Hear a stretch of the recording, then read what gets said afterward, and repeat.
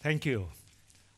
In the earlier session, we discussed extensively about the power of indigenous knowledge. I just want to show you this is a good example of indigenous knowledge.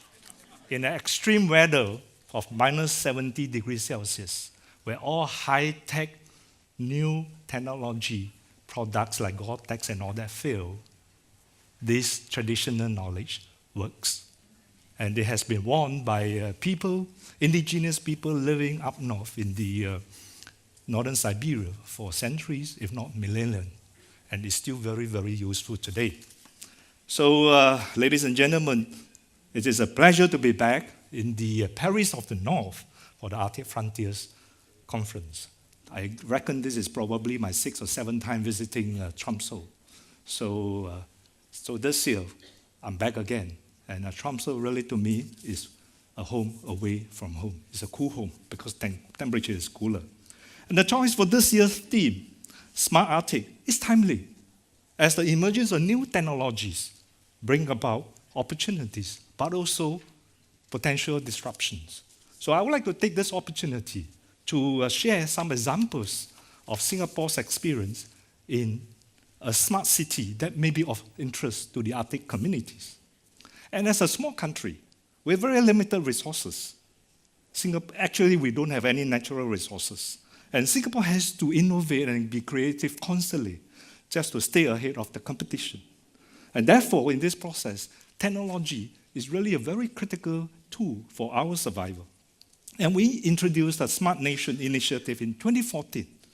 And our aim is to transform Singapore through technology into a more livable and sustainable city. And for example, we are carrying out many, many trials under the Smart Nation sensor platform to collect real-time data in the environment so as to improve our transportation network as well as improving our urban planning. At the same time, we are also building a more eco-friendly and sustainable home. For example, data such as wind blow, solar irradiance, and shaded areas in the housing estates are analyzed by smart planning tools and data analytics. This will determine how a new housing estate should be designed and also sited in order to reduce the need for air conditioning. And this will in turn help to reduce our carbon emission. And under our new energy grid 2.0, we are also developing next generation grid architectures that can respond quickly and also reliably to changes in energy demand and supply. This will help to achieve an optimal level between the two factors, the supply and the demand. And this will in turn bring about lower energy consumption, which will reduce utility bills for citizens. And at the same time, will also reduce the carbon footprint for Singapore as a nation. And smart technologies allow us to adopt both top-down and bottom-up approaches for maximum impact.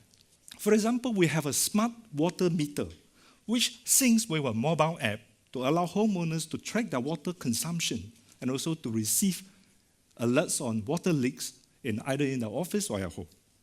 And local startups are also leveraging government schemes to commercialize innovations into products so that they will be able to help to propagate products researched by research institutions. For example, one of our clean energy startups, which is called Third Wave Power, makes portable solar chargers for off-grid rural communities.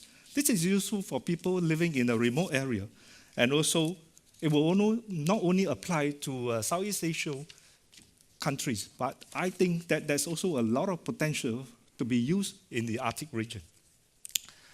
We also share best practices with our friends in the region to identify digital solutions to urban problems.